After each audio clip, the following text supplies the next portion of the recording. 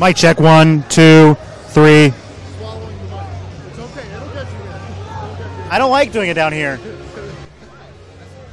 I don't know. I feel very uncomfortable doing it down here. What? 1, 2, 3. 1, 2, 3. Check. Daryl, hello. Daryl. Check. 1, 2, 3, 4. Check. 1, 2, 3, 4, 5. 1, 2, 3, 4, 5. 1, 2, 3, 4, 5. 1, 2, 3, 4, 5. Mic check, 1, 2, 3, 4, 5. 1, 2, 3, 4, 5. Let's go. Come over here this way.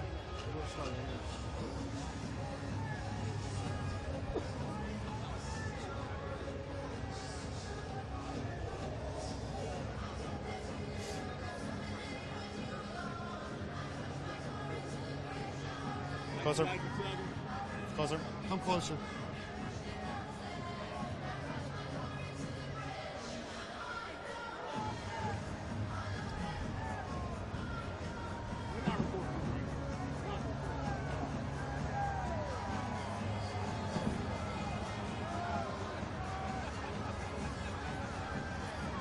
Good evening from Lincoln Financial Field in Philadelphia, Pennsylvania. This is Redskins.com live alongside Jake Kring-Schreifels and Steven Zarda.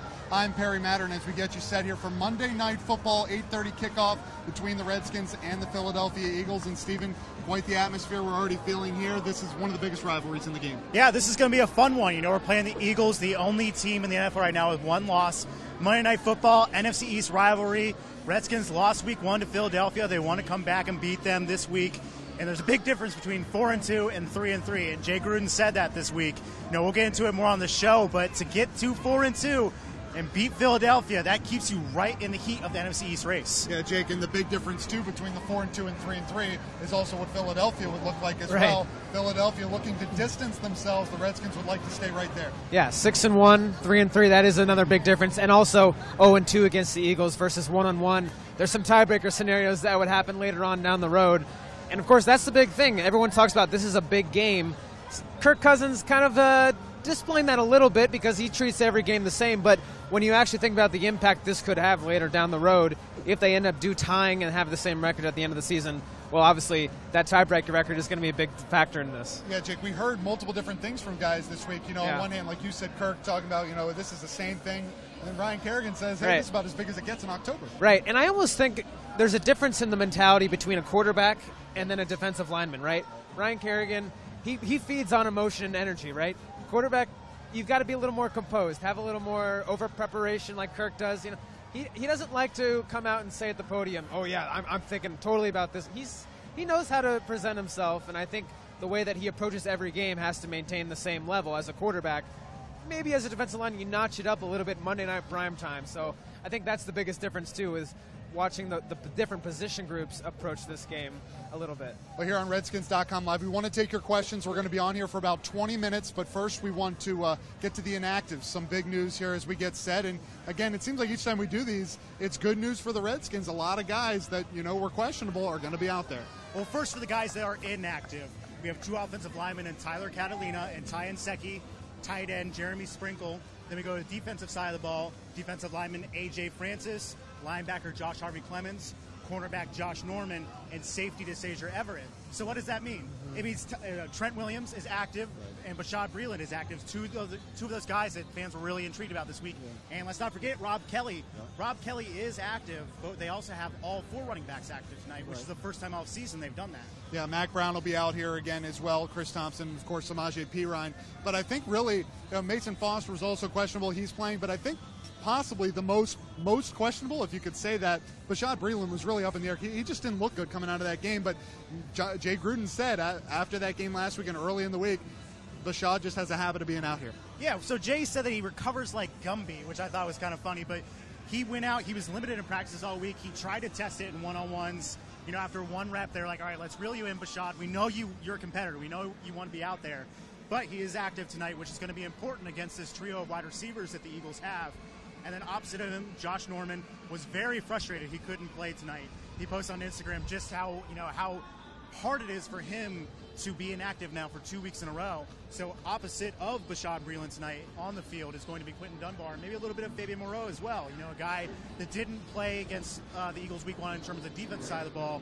So, between those two, they'll see how they can rotate opposite of Bashaud. Jake, let's stay in that vein. I mean, this is Josh Norman, of course, is a very big, loss for the Redskins. Not having him tonight. Quinton Dunbar looked good against San Francisco, and as Steven mentioned, Fabian Moreau as well. And, of course, let's not forget about Kendall Fuller's been pretty good so far this year. Yeah, and Quinton Dunbar, I think the biggest surprise was just the fact that he's on Pierre Garçon that most of that game, and he's really being just as physical. I think we always knew that Quinton Dunbar was a physical guy. That would get him in trouble a lot.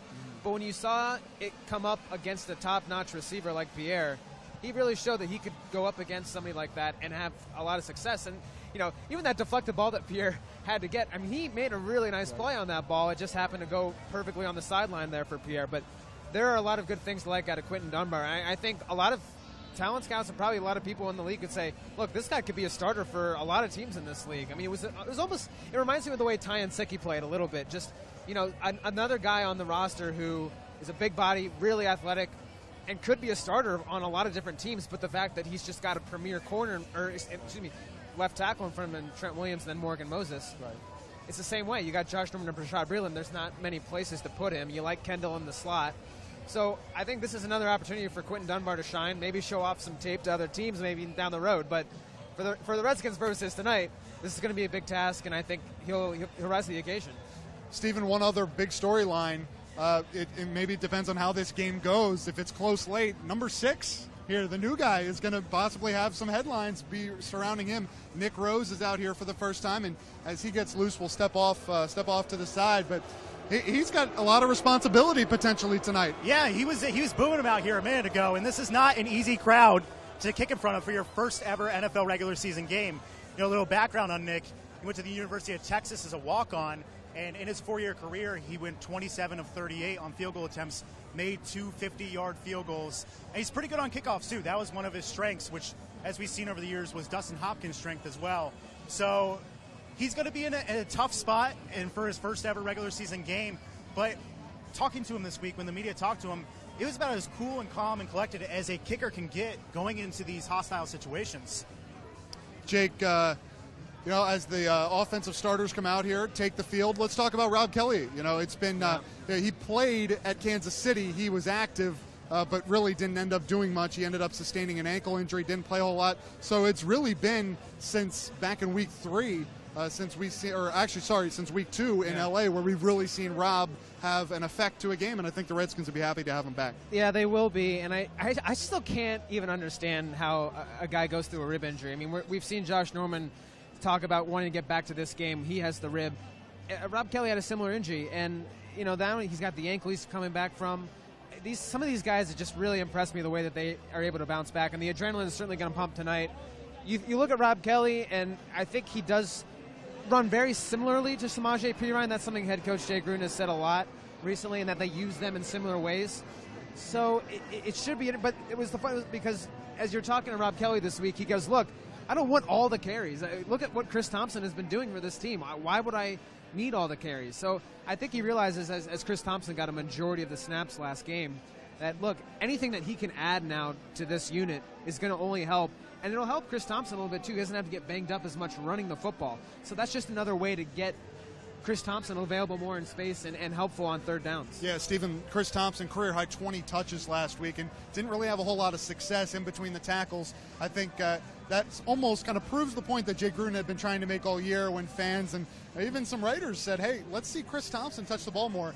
When he's in his element, when it's receiving and catching the ball, went over 100 yards receiving last week, that's really where he's effective. Yeah, that's, Jay Gruden has mentioned over and over, he thinks he's the best third down back in the NFL for a reason, and that's limiting his workload. That's not a knock on Chris Thompson. That's just simply he's so good at what he does, they want to keep his role very defined. But we've mentioned Rob Kelly, obviously, but when we talk in between the tackles, Coach Gruden still has a lot of high hopes and expectations for Samaje Perine. He's not a guy that's going to break out these big runs, but he's a guy that can get in between tackles and run 3, 4, 5, yards that they need him to.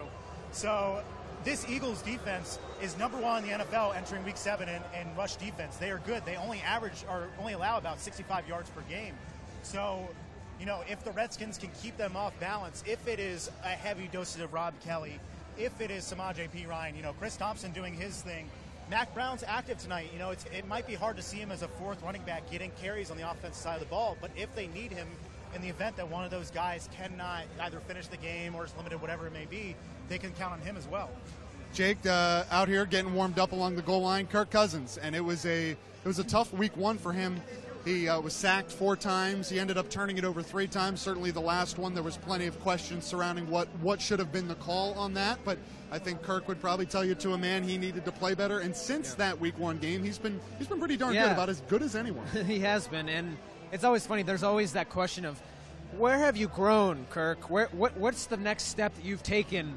And it seems like almost after every game, that's a constant question as we deal with the perennial, it seems like now, questions about his franchise tag and the year-long deal that he's always been on. So where do you see his game progressing? And so definitely since that Week 1 game, I think it's always natural to have some jitters, first of all, too, your season opening game. And he was still getting used to this offense. I mean, I think there's still some adjustments that are going to need to be made with getting used to Terrell Pryor and Josh Doctson and finally getting them more involved. I think Josh Doctson, that's another player that's going to get more involved in this game. At least that's what Jay Gruden said. So it's the comfortability with the weapons. It's knowing what he has now with Chris Thompson. And I don't think anyone was ready for Chris Thompson to break out the way he did. So I think there's a lot more things that Kirk has in his toolbox right now that he can go to. And it's clearly been on display the last few weeks. Let's get to some questions here with about 10 minutes left. And, Stephen, a first question from Chris O'Neill on Facebook. Is Jordan Reed going to get back to himself this season? And I think maybe I'd preface that for you. The statistics maybe that we've gotten so used to with Jordan haven't been there, but it's kind of back to almost what Jake was talking about with Chris Thompson. This offense just has so many different guys that can catch the ball. Yeah, you look at those weapons, and that's one of the things with Jamison Crowder as well. Some of those screenplays that were Jamison Crowder's last year and even his rookie year in 2015 have now become Chris Thompson's plays. But look, you want to get Jordan Reed involved. I mean, it's plain and simple. He is one of, if not the best tight end in the NFL for a reason. We haven't quite seen it out of him yet this year. He has yet to find the end zone. But over the course of his career, Jordan has had quite a bit of success against this Eagles team. In 2015, when the Redskins clinched here in Philadelphia, he had 2 touchdowns. And while it's a different defense, it's a different defensive coordinator, we have seen over the course of his career Jordan Reed come up in these big games against NFC East teams. So, it's a guy where the offense still runs through him. It's just that they have seen success with Chris Thompson. Ryan Grant has clearly had more opportunities this year and has, caught 2 touchdown passes as well. So is this the game where Jordan Reed breaks out? Let's hope so. Yeah. Jake, next question here from Mark Smith on Facebook. And will the Redskins spy Wentz to keep him from running? And it wasn't as much Wentz running, beyond the line of scrimmage last time. It was just him getting away and then making some big throws that really hurt the Redskins. So I asked a bunch of defensive guys this week. I was just curious because you look at the way that Wentz eluded the Redskins defenders in the first game, and a lot of the time guys are running straight at him. Zach Brown, even some of the defensive tackles, they have him in their sights. The last second he makes a spin move, a little turn. He's got a lot of open field in front of him to make a throw or run. So I said, is over pursuit too big of an issue where you maybe back off a little bit? Maybe you attack and then you play a little basketball guarding defense. And they said, no, that's just not something that you think about in that moment because you have an opportunity there. And they may ease up at least on the sprint, the 100% sprinting level, just to see if he does try to make a move. But a lot of times you're just thinking, I've got to get this quarterback. So really, the defensive line is banking on linebackers coming and making tackles like Zach Brown had promised at the beginning of the year. They just didn't make the tackles last game. And so it wasn't necessarily a bad game plan against Carson Wentz. They had opportunities. They just didn't execute. And so I think for a lot of these guys, it's let's just do the same thing and execute this time. Stephen, on the other side of the ball, Kirk Cousins, we talked about him maybe not playing to his best, but I think the offensive line would also tell you arguably their worst game of the year, and they've been very good since. And certainly there's got to be a pretty good correlation between Cousins has played very well and the offensive line has played pretty well since that first Eagles game. Yeah, it was not their best performance in Week 1. I think they allowed 4 sacks on Kirk Cousins. that last forced fumble at the end of the game, where it was reviewed and determined that it was a forced fumble. One of their linemen got through past Morgan Moses and were able to get to Kirk Cousins. But let's talk about one guy that has looked really good the last few weeks, and that's Brandon Sheriff.